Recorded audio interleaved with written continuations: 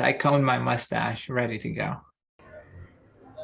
So this is the Health Conference 2022, and Kenneth and I are gonna riff on the things that we observed and see what happens. We saw a lot of craziness. There's pretty much a manifestation of the virtual slog here in person, and everyone is geeking out over technology and innovation in healthcare, and we have a lot of takeaways to share.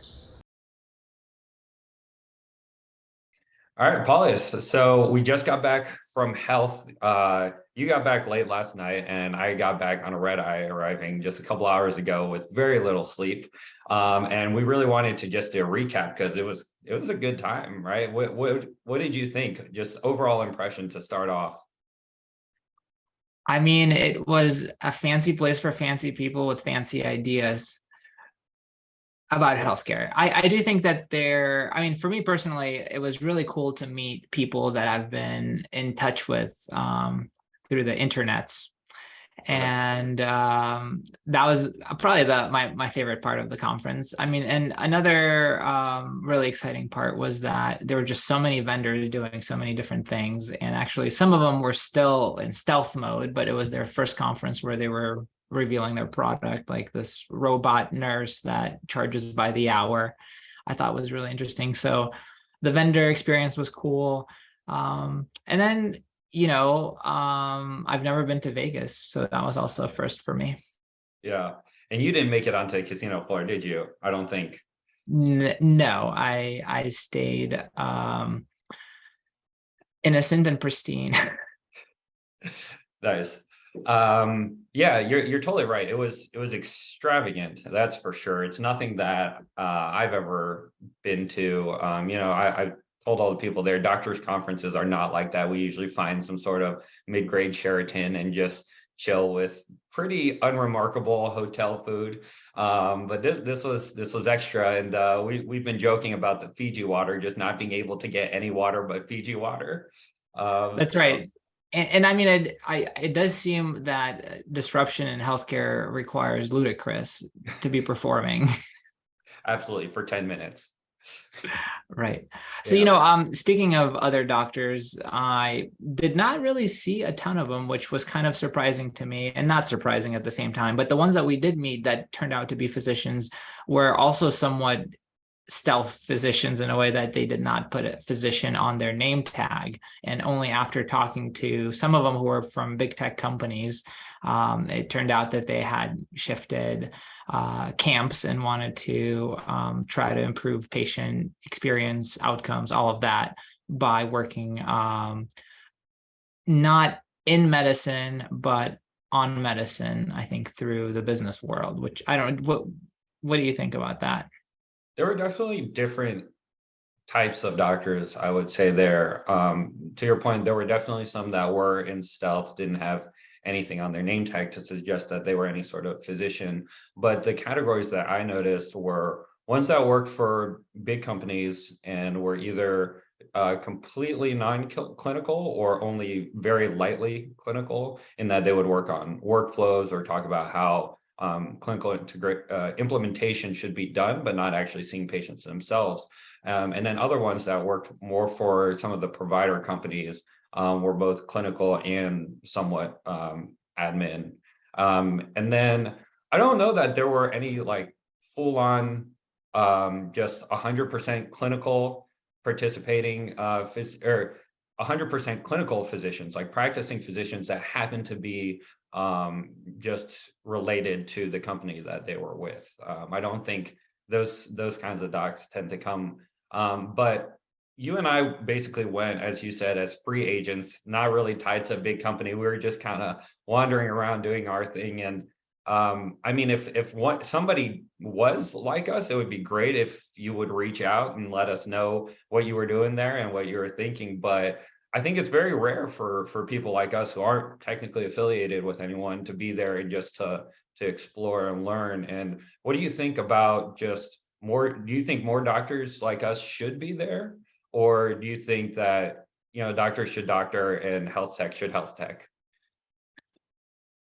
Deep questions right off the bat. I think that it would be interesting to have doctors in training incorporate a conference like that in medical school or residency to at least know about this world, which I think that we're very much shunned from it. I mean, we do know that there are research conferences and state and national organized medicine conferences, but beyond that, this health tech scene is very much outside of the usual care delivery paradigm that we are so familiar with.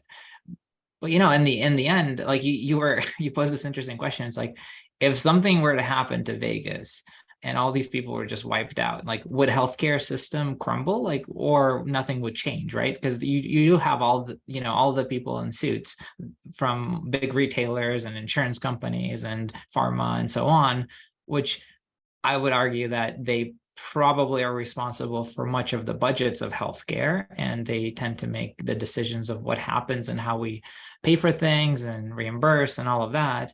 I'm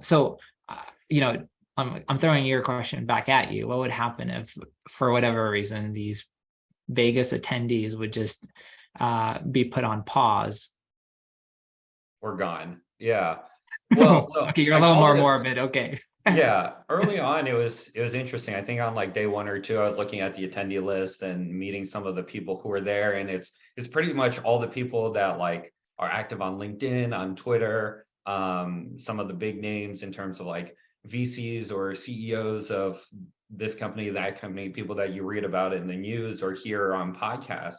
And so I called it a little bit of the state of the union of healthcare. Of course, there weren't like the CEOs of like the Bucas or anything like that, but there were a lot of important people there. And I'm not sure, right? Because in addition to what they called, I believe, operators, or people who actually run the companies, there are also VCs, private equity, and people who are funding a lot of these companies.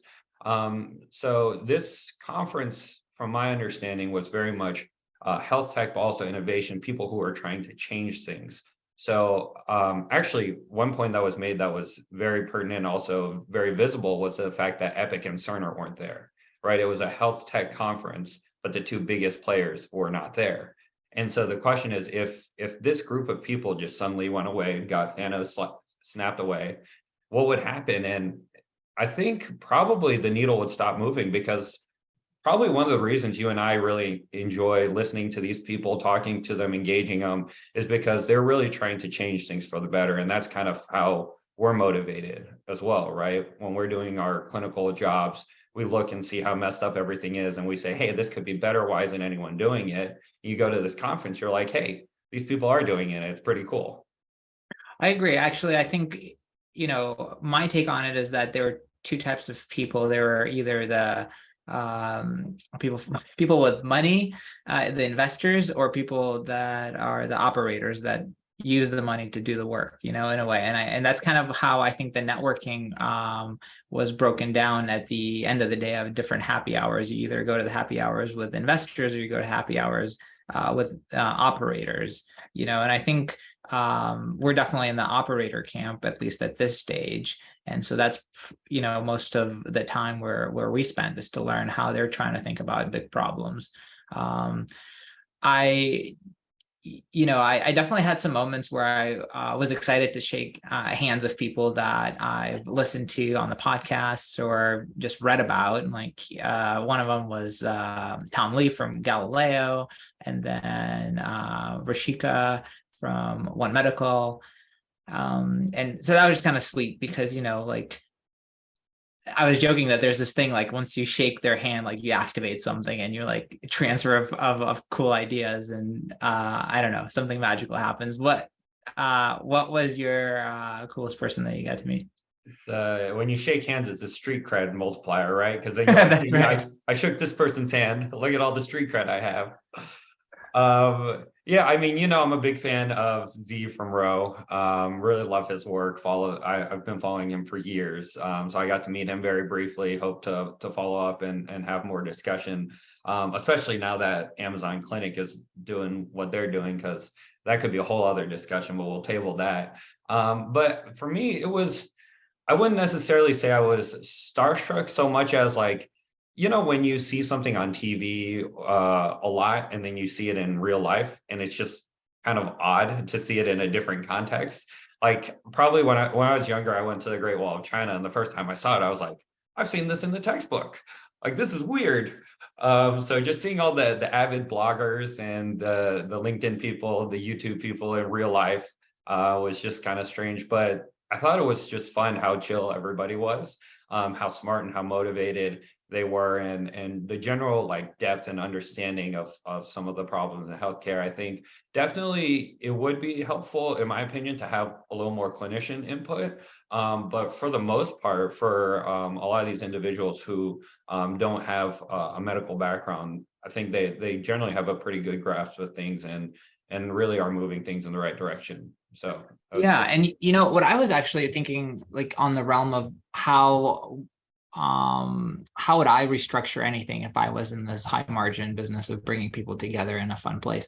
I would say maybe, and this is what we're trying to do with some of the XPC retreats that we put together, is since you have all these brilliant people from different points of view come together, why not have some sort of hackathons that are just like intense sessions of lasting a couple hours on a particular topic, like primary care, right? And so you just like have a working meeting, not just a listening thing where someone's on the podium and they're riffing about stuff. I would have signed up for that and participated, and probably would have met people with similar interests, and at the end would have had the beginning of something next that maybe you could pick up after the conference. Maybe that was present, I just missed it. Yeah. Well, we were talking to somebody from One Medical the first breakfast, right? And she was saying how it'd be cool to have even like a doctor section where you just like these startups talk to doctors and doctors give feedback, and it would be people with certain interests or certain specialties. But I agree, it could be fun. I think, again, we're new to this, so but my general feel was the hackathons are the companies themselves. Like, they've done it right, and now they're just trying to pitch what they've hacked to people with money, so that they can just like continue growing this ideation, right? So it almost seems like the hackathons happen before the conference, and then when they get to the conference, it's like, look at what we made. Do you like it? Yeah. So that's right. So you know, I think this is not an original idea of mine, but you know, some have observed that at least in the last couple of years, what you've seen in health tech, especially in the primary care realm or unbundling primary care realm, you've just seen all these people in different verticals and silos developing the exact same thing. And I'm just curious if they all sat around the table and they said, I have the same thing, I have the same thing, I have the same thing. And then maybe that would force them to try to focus on, you know, instead of whose dollars do I compete for, rather than how can we take our learnings and build something, you know, collectively. I think that's probably a little bit Pollyannish of me, but nonetheless, I do think that in this alternate world that, you know, yeah, where Fiji water wasn't the only option, that we could have things more collaborative. Right. And Jonathan Bush made this point on stage, right? He's like, look at all these exhibitors. There's like 5 people doing the exact same thing. Like, what is that about? And I don't know how or why that happens. Part of it is probably just natural competition, convergent evolution of ideas. But just changing the topic a little bit to primary care, because we talk about primary care, we're looking into primary care trends and innovations. I felt really comfortable and really familiar in this setting, right? Because it's health. It's supposed to be healthcare, which includes primary care, specialists, subspecialists, pharma, insurance, but it really almost felt like a primary care conference. So many people were talking about it. There were multiple stages that were primary care, even the ones that weren't were. When we're talking about virtual first care, care at home, some of the policy discussions, they all revolved around primary care. And I don't really know that I have a conclusion, except for just the feeling of, wow, that's interesting. And so many people are interested in what we do. For sure. Yeah, even that this toilet seat with this blood pressure sensors, technically could be part of every primary care office visit. I mean, does it have to be? Probably not. But you're right. You're right. I do think that that's kind of the appeal for me is about primary care is that you really it's a great wedge into this world of technology because our training allows us to be part of many conversations in the entire healthcare ecosystem, since we're trained in ER, obstetrics, pediatrics, adult medicine. I do think that I think we have at least an opinion about all of these things, whether it's the right one or not. I think we at least can be part of the conversation. Yeah. And I can't remember, somebody made the point, but it wasn't the first time I heard this, where primary care is not a specialty, it's more so a function. And as family doctors, sometimes I think there's some you mix the two, right? You just assume if you're family medicine, you're primary care. If you're primary care, you're either family medicine, internal medicine.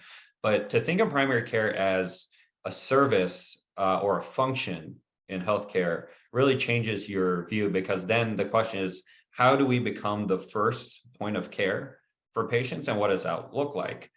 Does it mean it has to be comprehensive? Does it mean it has to be continuous? Or can it just be, hey, I'm 20 years old, I have a UTI, where do I go first?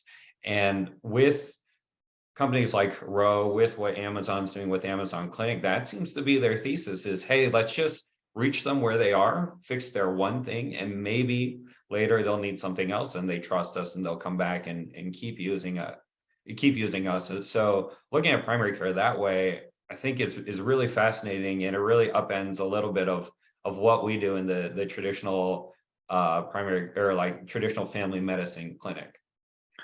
Yes, and I think that what we call continuity and relationship-based medicine, others call brand loyalty, right? And so that you have these, and you mentioned being primary care being a service, and we certainly serve others and our patients. At the same time, like what I'm seeing, and I do think that there's pros and cons of this, and it's inevitable, is for primary care to be changed into a product from a service. So like, what does primary care as a product look like? And I do think that what you brought up, that like Amazon Clinic, right? They're taking a slice of a population with minor complaints that maybe are not really making a real dent into high complexity patients, but they are relieving a significant volume of low acuity patients that could potentially take a big resource toll on the health system and access to that system, and open up space, I think, for high complexity patients. And I mean, Jay Parkinson wrote this article like months ago about how actually focusing on just the top, whatever 5 or 10% can save money for the health system. But also if you focus at the people that are young but use the health system so much, they take a significant portion of the cost. I don't know if you have deep thoughts on it. Yeah, I mean, it's interesting. You and I both have urgent care experience, right? And a lot of what we see is this people generally younger with one-off conditions who come in. And I think what I'll be interested in watching over the next couple of months is seeing the volume at urgent cares and seeing if any of their business takes a hit, because even the ones with telemedicine, it's not that robust and they don't necessarily have as much market influence as say an Amazon does. When they make an announcement, everybody knows. Like you sign on to your Prime, you're ordering a thing. It's like, hey, does it also burn when you pee? Click here, right? Like that's incredible that people can get to that. So I think that'll be interesting. I don't know necessarily whether it will affect healthcare costs in this country from like a systemic level, probably not. But what I'm excited about, and of course my background is direct primary care, and I like all things that are outside the scope of insurance, because I think insurance is not being used appropriately in healthcare, and that's why we have a lot of the problems we do. But Amazon Clinic, Roe, all these companies are direct to consumer and cash based, and I think it'll be exciting to see what it looks like when we turn healthcare into a true marketplace, not like the individual marketplace of insurance companies from the ACA. I'm talking about true like product services at cost, with margin to run a business. What does that look like? And I think that will actually increase access for a lot of people, reduce overall cost, and keep people better, and reduce a lot of the burdens at the so-called primary care level, which for a lot of people is the ER or the urgent care. And this really reminds me of a lot of the conversations that you and I had with different people about the idea of patient practicing at the top of the license. And we'll explore this in writing, I think, to give it due diligence. But I do think that there's, patients often know what's wrong. And oftentimes we don't always expedite them to recovery or getting better. I think that if done with proper safeguards and, things like antibiotic stewardship and, making sure that risk factors are not forgotten, I think that we really can upskill patients and expand their scope of practice the way that they manage supportively minor illnesses at home anyway, right? And so to me, that's just like this beginning of new era of patient entering healthcare, not just as a passive participant. Yeah, and you have a great analogy for it with the check-in at airlines, but I'm not going to give the whole thing because we'll see that in an upcoming blog post, right? So zooming out a little, well, I guess zooming back to health, what were some companies that you got to know a little better, and what were ones that were exciting to you? Well, I feel like when you name someone, that means you left out everybody else. Well, it's just what's memorable right now. That's Doesn't right. mean you didn't like the other ones. You're right. I do think insurance is so complicated, and we actually get very little training about how the insurance world works by being clinicians. So I enjoy talking to folks at Collective Health, which are a TPA plus like care navigation service, and TPA, third-party administrator, and they kind of process claims, but also administer benefits. And it's a world that I'm still learning about. But I do think that maybe before I get to the specifics, the theme was that just walking up to companies and saying, hey, can you like elaborate on what you actually do and what is your business model? Who are your customers and how do you charge for this? That really has been really insightful. I do think I understood Health Gorilla a lot better. I understood what Ribbon Health does. I think I really liked some of the vendors for the swag that they had. I got a bunch of socks. That's right. I went after you just for the socks. Yes, I honestly don't, I'll have to think on it. I don't know if I have one that just blew me away so much, but I do think that I just learned a ton more by talking to people who breathe day in and out that company mission and values and so on, to be able to understand what they do and have also a point of contact for following up when I do have a question. Yeah, totally. I think a lot of it was learning more, right? For example, Echo, pretty simple idea, digital stethoscope with some fancy AI stuff. I got to grill them in their booth for a bit, and that was fun just to really understand what they're doing. And then you've been involved with AvoMD for a while, and I didn't get it for a while, but getting to actually talk to their team and getting to know them. First of all, great group. But yeah, just understanding what they do, that was just really cool to see what they're doing, and I love it. And they were one of the award winners right at the UCSF event. There we go. I was really excited about Zeus personally. I looked into them back in the summer and didn't get it. Only recently do I think I have a good grasp of what a headless EMR is, and I've not heard as much discussion around that as I did before. But besides the point, now they have a thing called the ZAP. I couldn't tell you exactly what ZAP stands for, but it's pretty cool, where it just scrapes patient data and brings it to you in a meaningful way, so that when you're onboarding a new patient or when you're monitoring a patient across the health system, you get all that data sent to you at the primary care level, really helping with that aspect of care coordination. So I actually signed up. I'm not endorsing it, but I'm trying it out, and I'm pretty excited to see what it looks like.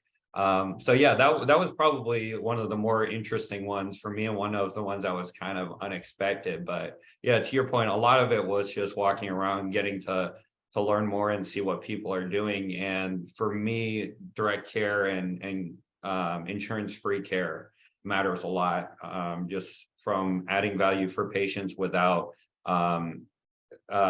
costing them exorbitant amounts, or having to wait for whether or not insurance will accept it or deny it. And that's kind of the lens that I was walking around. And of course, I have to give a shout out to Hint, because I've been involved with the Hint guys for a while. Zach, their CEO, made it up on stage, was talking about DPC on stage at Health, which I think is kind of a big deal, because we have presence, and that's exciting. Yeah, and I think I know exactly what you mean about insurance free, but I feel like if someone doesn't know you, it might sound like you're advocating not having insurance healthcare. And I think what you're saying is insurance free primary care, right? Yeah. So without necessarily saying primary care as the function, I believe in healthcare, there are certain things that do not need to be covered by insurance.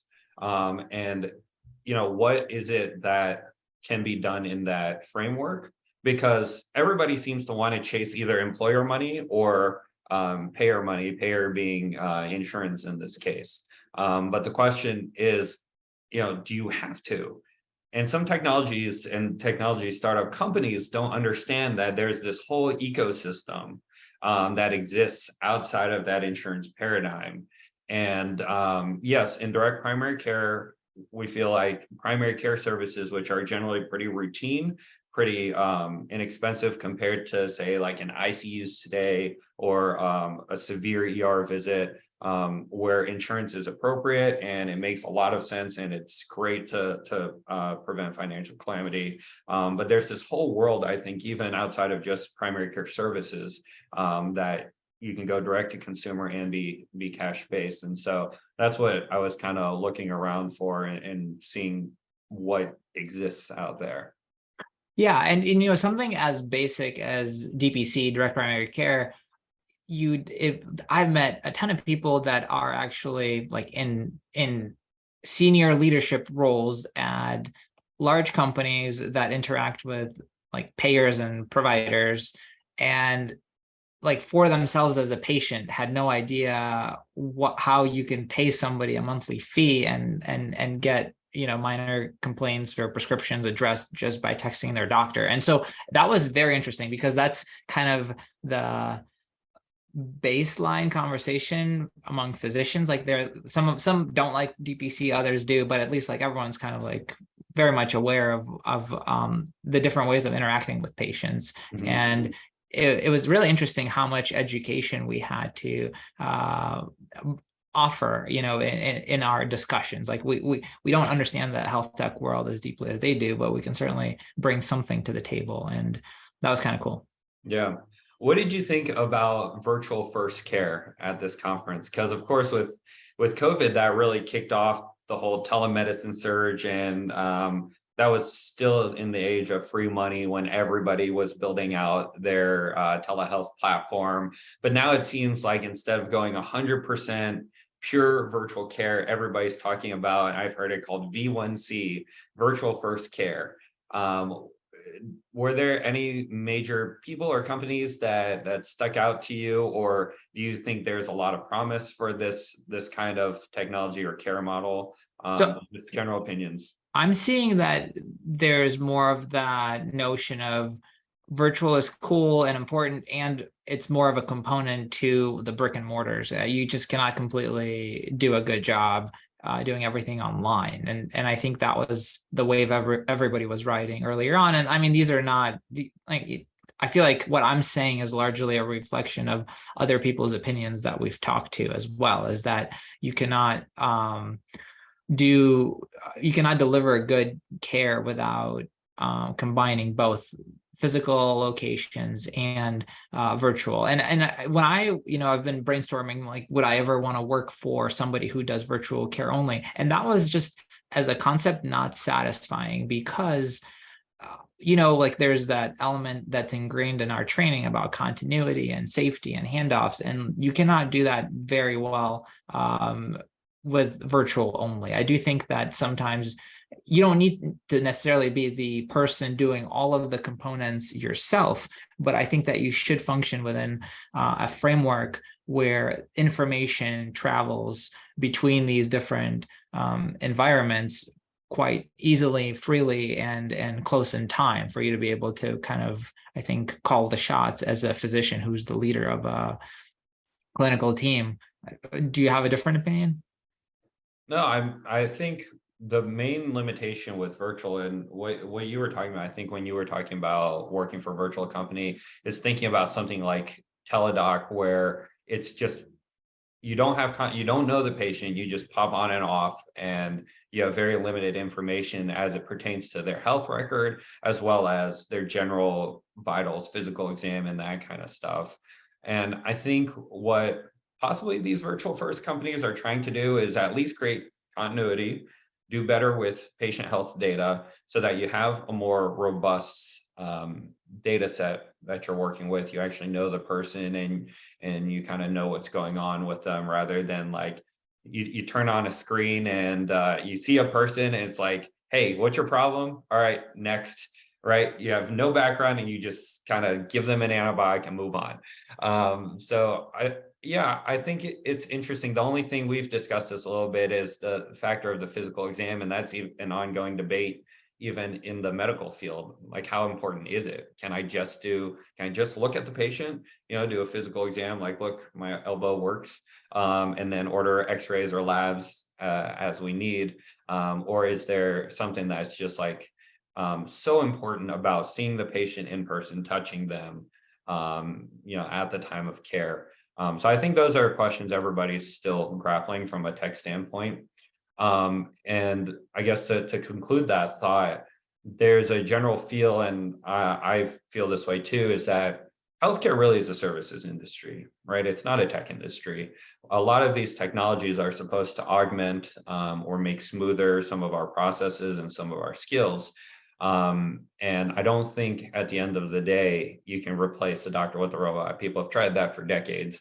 Maybe eventually, but not today, and not for the vast majority of things. So it'll be interesting, I think, for me to see if tech will continue to try to move into the service part of what we do, or if they will maybe move a little more towards just streamlining how things are done, where I think there still could be a lot of disruption and innovation. So I think the tech part is definitely a complicated, like, big, hairy subject. But I think I just saw some headline or someone's comment about how IT budgets are like almost a third of like hospital budgets, and it's like a necessary evil almost, but it's a response to maybe these policies that are just outdated. Like HIPAA is important, but when it was created in, I think, 96, it really was not with the forethought of what 30 years forward what kind of data sharing needs we would have, and how sometimes that's a barrier. Like, even I recently read Bob Kocher's Bug Digital Doctor, which is really fascinating. And I mean, on the topic of HIPAA, how even just whatever holiday cards a physician receives, pinning them up on a cork board in the office is technically a HIPAA violation, because you're sharing your patient pictures or something like that, which sounds bizarre to me. Right. And then you mentioned technology replacing doctors. Also in that book, there's a quote, whether by him or him quoting somebody else, saying that any technology that can replace a doctor should, or how is it? Any doctor that can be replaced by technology should be.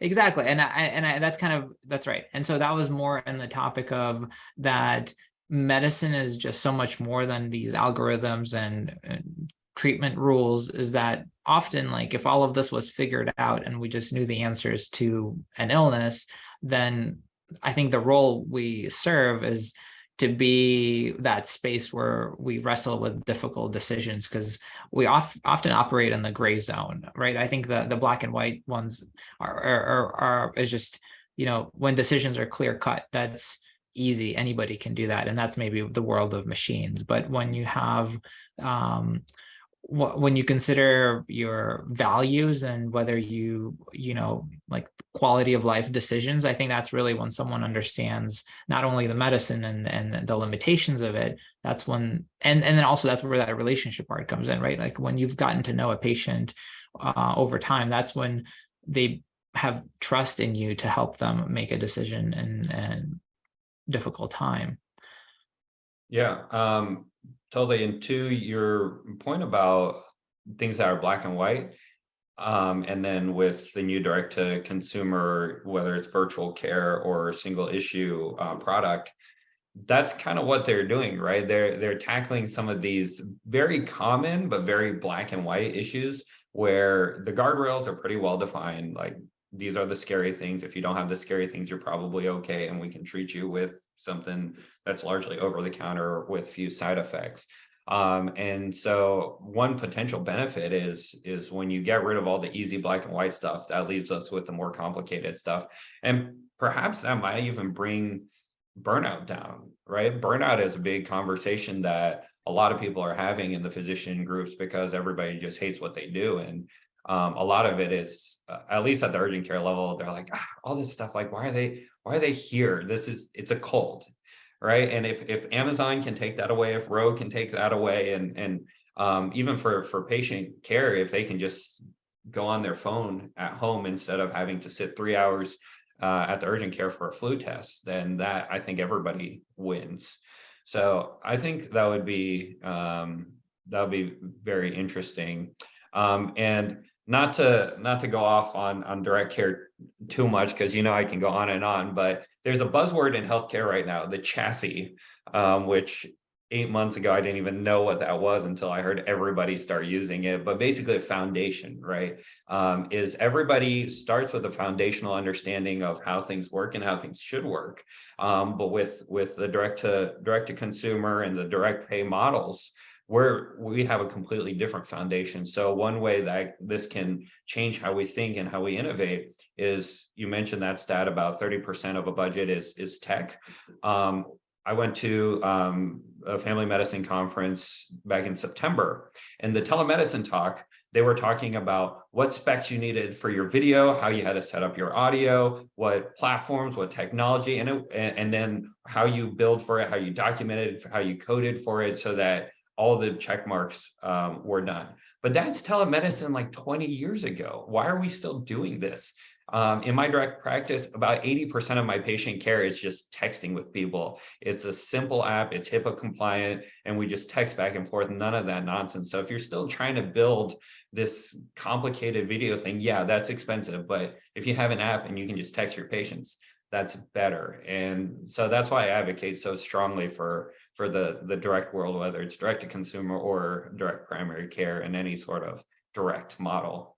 So, like, you've told me before that the reason DPC is interesting is because it is an innovation in payment in a way. And we know that payment, as opposed to, fee for service world, and then that in healthcare, one view to view it is that really, like, the financial incentives drive the kind of care that gets delivered. And I'm kind of optimistic and inspired about the tech world is because the tech chassis and the innovation is also shaping the delivery. So, for example, like, a big fan of Healthy and the EMR, and so I've gotten to know Kevin over a couple times that I've met him, including this last conference, and then folks from AWell, like Rick and his team, that are now integrating with Healthy. And then when I was talking to Zeus, they created an integration as well. And so, and I remember testing out Healthy that at least at sometime earlier this year, they were able to facilitate trying out their software, and getting an EMR used to be such an expensive lift. Now you can, I remember when we were testing it, we were able to get on a, test patient visit, I think within 15 minutes of just making an account. And so now when they're pulling in some of these latest tech components of being able to pull patient records longitudinally across everywhere, and then have different platforms be built in natively that also create workflows. I mean, that is just very cool. You can get up to near speed of what Epic and Cerner have done over decades. And then we also ran into a ton of creative tech people that are just hungry to meet physicians and say, hey, can you please tell me what you're struggling with? And we're willing to help you build things out as a way for us to both learn about each other's worlds, right? And then hopefully with that knowledge, we come together and we try to pilot these new ways of thinking and doing in healthcare. So I'm very optimistic about all of this. Yeah, and I'm pretty excited too to work with some of these tech people to develop something new or iterate another version of something that exists. The EMR thing is really cool, and we should write about that, right? Because before, all this patient health data was sequestered in Epic, in Cerner, Athena, some of these big players. But now everybody's got their own proprietary software. A lot of these big provider companies have their own proprietary software. And to your point, it's just easier to build EMRs, have an EMR that do cool things. You like to talk about the dentistry.com thing, where you have this $1 billion product, which then gets disrupted by the $100 product, which then gets disrupted by the open source product. And I think we're moving down that pathway. And once it gets easier, then the question is, who has the data? What do we do with it? And I think we should explore that. That would be a fun one to talk about. You do notice that there, right? We mentioned Epic and Cerner weren't there, and a lot of their competitors who are hungry for some of their market share were there, and I think they hold a lot of promise. That's right. And I've heard about that article from Jay Parkinson, so it wasn't completely, I can't take all the credit, but the thought idea is, it's like once the idea is out there, it's out there. And like, I think as many people should grab onto it and do something with it. I think the other tech thing that's really interesting with EMRs is, and it's somewhat disappointing still, is everyone wants to bring the patient over to their little island. And even though people are building moats between islands and stuff, that's still not the right approach. I'm a lot more interested in the world of personal health records, almost going back in time, how things used to be. I grew up in Lithuania, and I remember going to the doctor and just carrying my manila folder of records, right? Like that's where I had my immunizations and like whatever aches I had at that time. The record was always with me. It was one single source of truth, another buzzword that I've heard everywhere. And right. And anyway, I do think that there's some lessons to be had from that era.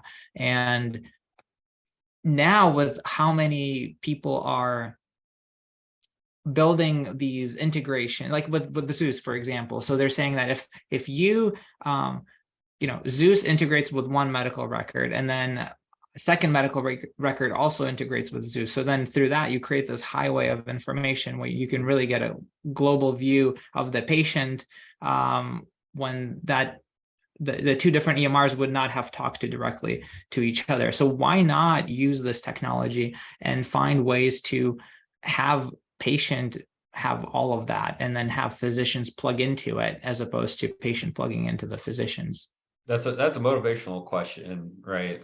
And you mentioned your manila folder in Lithuania. There are countries that do the same, but with technology, right? Like France has had their little chip card for forever. I think one of the biggest theses is that some people have, and it's in Clayton Christensen's book too, The Innovator's Prescription, that individuals generally don't care about their health.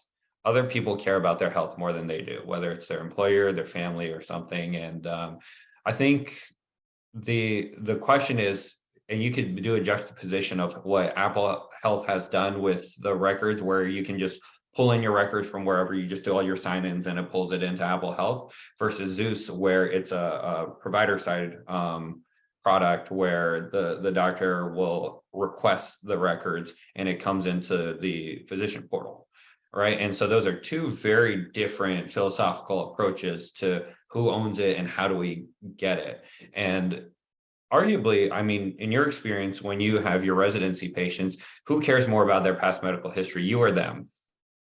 I mean, I think always the clinician does. Right. And you know, and so one, it's like, well, you can approach it with, okay, things always have been this way and therefore they're never going to change, and that's maybe more the practical, realistic, short-term view. But at the same time, like, we do see changes in culture more on the generational level, and I think that, I mean, everyone cares about patients in healthcare. Like, I think that people just care about them on different time horizons, right? Like, I've learned that you know, insurance folks probably care about people more on a yearly to a couple years basis, because I forget what the average churn is of insurance, but I think it's a couple years, right? And so it's, as long as it's not a problem on my watch, right? Like, it's going to be someone else. And so, like, it disincentivizes people to try to fix things that someone else is going to benefit from dollar wise later on. Then, you know, then you have like VCs wanting a return between 5 and 7 years or whatnot. And so that also, I think, can change the way care is delivered through company, you know, practices. I really do think that one of the interesting things about primary care is that our time horizons of patient care are truly the vastest. I do think that there are other specialties. I mean, internal medicine comes close because they care for patients 18 and up, but they totally neglect a lot, you know, the pediatrics world. Mm-hmm. And then also they exclude pregnant people. And so, you know, I think like our time horizon is really from, like, you know, cradle to grave, so to speak. And so I think that's really what's cool. And that's why I think people with that training should be in charge of patients' healthcare on a large scale. Yeah. I think the one caveat to that is interesting to me is how mobile people are now, right? Back in the day, 50s, 60s, 70s, even 80s, 90s, people were very much in their community and they stayed there in their community on a physical basis. But now people are a lot more mobile. I think people in our generation like to travel, like to move around. Of course, it gets a little harder when you have a family, but even then, I think if you look at the data, people just tend to not be in a place their entire lives anymore. And so that's where I think tech can be helpful. And of course, there's regulatory issues with having to be licensed in every state. But this virtual care actually does open the door for a doctor to follow somebody their entire life, no matter where they are. And the question is, how do we do that? Or if it's necessary, right? Do I want Dr. Qiu, Dr. Mui to be my personal doc forever? Or do I want Amazon or One Medical to be my doctor forever? And that's something that we don't have an answer to right now. I have so many thoughts about all of the above. So one, totally agree on the mobility. I think it's not only patients that moving, but also people that take care of the patients. Like, I also don't really have deep roots geographically. And so I enjoy travel, and I do envision moving around throughout my career. And I would like to take care of my patients no matter where I am. And so that would really, having the tech that enables that would be great. And I think that's what we can learn from the business world of things, the way people build brand loyalty, and that is outside of any zip code or geographic lines that also are made up by people. And I think we can take the best parts of that and apply to patient care. And so, like, one of the recent books I read was reframing healthcare. Mm-hmm. And, you know, there are kind of comparisons of how patients wait, but customers are waited upon. And so, like, you know, I think we can anyway, there's plenty of wrong things about consumerism and capitalism, but it is like the best worst system that we have right now. And so I think like, to be practical, you have to find ways to work with it. And then also the mobility issue, right? And just the way that personal health record, I'm putting the onus on the information resting with the patient. On the last podcast, Vital Signs podcast with Jacob Efron, who had Bob Kocher on, he was talking about why whoever is paying for patient's healthcare, the insurance plan or employer or whatever, why don't they just pay into the same plan that the patient travels with all the time, as opposed to the patient having to churn these plans, Like, I mean, I know why it doesn't work like that, but like, I do think that that's a direction where things could be different. Yeah. A lot of things I think also on the policy level that need to be addressed, and not just tech. So that's probably stuff I like HIMSS conference, right? And I have not been to that either, but plenty of conferences to go to. I think we could probably riff on and on like we normally do for hours. Why don't we do some summary? So I do want to ask you a question just Sure. related on that last topic, because I do think this is interesting. Can you reiterate what you think about the following? Is innovation drives policy, or policy drives innovation? Innovation drives policy. Policy drives nothing. No, I'm kidding on that. Innovation definitely drives policy. I think policy drives people being clever and working, finding loopholes. Right. Because anytime you make a rule, people are going to figure out a clever way to not follow it, or follow it in a way that's like annoying, that wasn't the point of the law at all. Right. And so we've talked about this. You and I have done some time in organized medicine, and you were lucky in that you just dabbled for like a year or two. I dedicated 7 years into figuring it out, but they exist so that bad things don't happen quickly, right? They don't make good things happen. They're just there as a safeguard and to provide some friction. So even good ideas that go through these organizations will face friction, because that's what they do. But when they see that something's good, then you start pushing for new laws to help this good thing happen, or you have these organizations pass resolutions or talk to legislators about removing old laws that made sense at that time, but now make things prohibitive.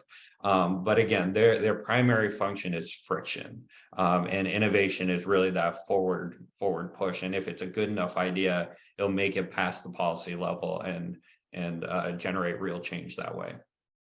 Agree. And maybe that's what it is that there has to be some sort of mathematical relationship between a friction coefficient and like optimism and enthusiasm and energy that is put into doing something. Because talking about the conference, like having visited different booths, while the more incumbent organizations had better socks than some of the startups, they seem to be a lot less, I think, interested or bought into like educating me about what they do. And I don't know why. Maybe, I mean, it wasn't like one particular one, but this was just more of a theme. Like they kind of like, it didn't make or break it if like based on what I talked to them about. But when I talked to some of the like upstarts, they were so gung-ho about what they were doing, even whether it was a good thing or a bad thing, or if I agreed or didn't agree with it, they were still really enthusiastic and just wanted to know what I thought and like get my input.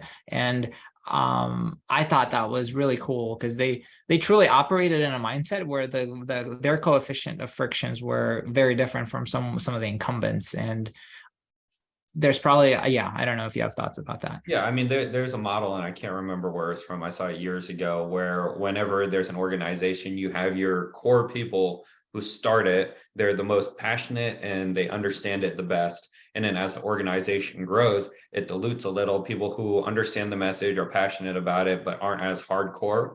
And then as the organization grows and grows, it's just people who get it and can explain it. But it all derives from that center right? Where all the ideas flow from, where it's generated. And of course, the people who aren't generating the idea aren't going to be as knowledgeable or passionate about it. So when you're talking to startups, likely it's the CEO, the founder, the C-suite. Whereas when you go to a bigger incumbent, it's a sales marketing person, which nothing against them. Most of them do a great job and I enjoy engaging them, but it's not that same passion and drive as a founder would give you. Yeah, that's right. So, my other reflection would be, which I think you mentioned to me, is just a lot of the talks were almost for entertainment. And it's, like, are you interested in getting entertained about digital therapeutics or primary care or some other subject? And, we went to entertainment sessions on what is true to us, but there was very little substance in them, where I do think I almost get out more from listening to a podcast that is 30 to 40 minutes with one of the people who are on the panels to get their true take on things. I think there's just not enough time in a 30-minute session across 5 people to get at a topic in a rich way. And, when we shared this takeaway with others, many seem to have agreed, right? Like the real conversations happen in between the sessions, in the hallway, where people mingle and just network. And as a side related to that, and this is something you pointed out to me as well, is that running into people that were there to invest, their calendars were booked every 15 minutes. And it was funny seeing them stressed out about it in a good way. Like they loved doing it, but you can tell that they were there to do work. Yeah.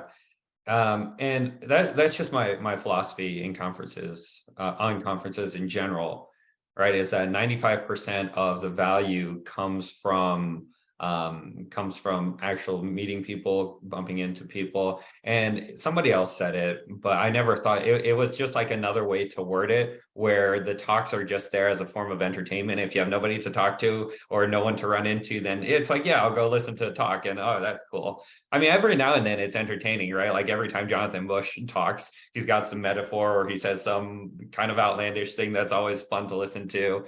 But yeah, at the end of the day, I think that the value of conferences and just being in person is to bump into random people. You and I did that a ton. It's just like, oh, I've seen you online, or actually like schedule and say, hey, let's hang out. I had some close friends I haven't seen in a while that I met up with there, and so it was I think conferences in general, and it's not just health, but conferences in general is an excuse for people to get together and have a good time. And yeah, I kind of felt bad for the money types.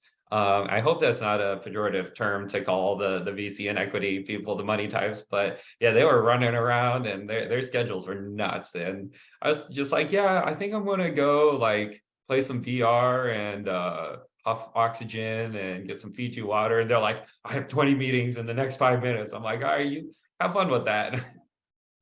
So I think it was nice being kind of what you call free agents there, and just getting to wander and talk to who we actually wanted to talk to and explore the ideas we wanted to explore.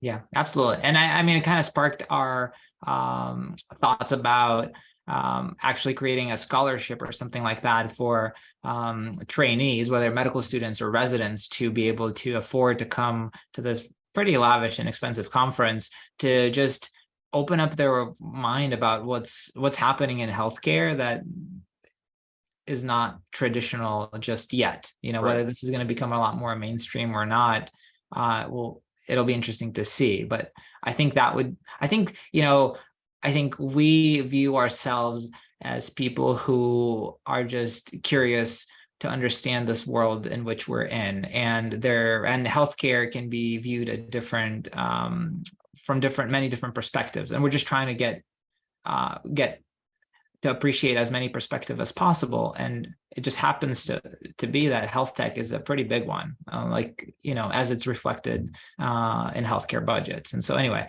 at least this is for now. And then if our contribution can be turning more people onto this perspective, it'll be for them to decide whether they want to dig deeper into it or not. Yeah, for sure. So in summary, for me, health was surreal, extravagant, and just it's very different. Nothing I had ever experienced before, but it was fun. It was like, it was a vacation with people that were all interesting and you wanted to talk to, right? Like, I hate small talk. I can't go to a party and like sit and just do small talk, but to talk health policy, health tech, health innovation while in Vegas and doing Vegas things, I think was awesome. So I'm pretty excited thinking about Vive, probably definitely going to do health again. Just all the friends that I got to see there, I'm really glad to see them. And then all the new people that I got to meet.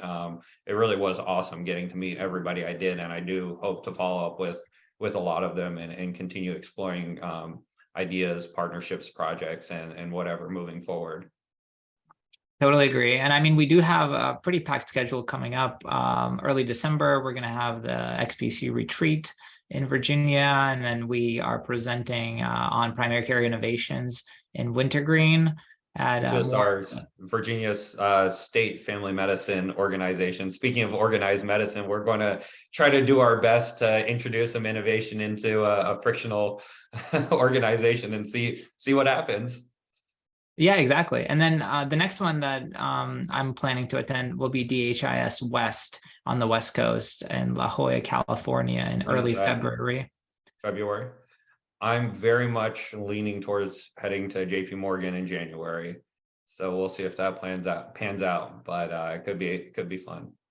Yep. And then March, there's South by Southwest in Austin, the health tech component of it, and as well as Vive, and I think end of March in Nashville. So I think, and then you pretty much have HIMSS coming up in April, and you'll see us at most of these. Yeah, one or the other, but yeah, it'll be a good time. We're just here to learn, right? That's where it all comes from. As Dr. Eric Bricker says, doctors are great autodidacts. We have a knack for teaching ourselves new things, and this whole world of what's considered healthcare just keeps getting bigger the more we explore it, and it's fun. People are like, what are you doing here? What's your goal? And I think for both of us, the answer is to learn and to have some fun. That's right. Yeah. And I think a lot of that has to do with having the people to learn with. And so, I mean, our goal in having these discussions finally a little bit more publicly is that we want to try to meet like-minded people who want to reach out to us and either get a clinician's perspective on a technology that they're building. They want to seek our expertise in other ways in collaborating, or just kind of riff on what we did just now. Because I mean, we've been doing this, in our text message threads and Hangouts like for quite some time. And I think that I feel like it is a bit of vulnerability to just put your thoughts out there, because half of the stuff can be wrong soon, or is wrong already, or whatever. But I do think that, like, you reiterating our approach as learners and a beginner's mind really hopefully, I think will just continue will help us surround ourselves with people that are like us. Right. And like you mentioned, anybody that wants to reach out, well, this will push out on our Substack, but xprimarycare.com is where we have our LinkedIn, our socials, and we're always interested in engaging people. And with Retreat, we might be putting out some information soon as well for maybe a public-ish event where we just kind of do this and riff with some people. Yeah, exciting things to come. All right, Kenneth, thanks for your time. Yeah, thank you. No, this was fun as always.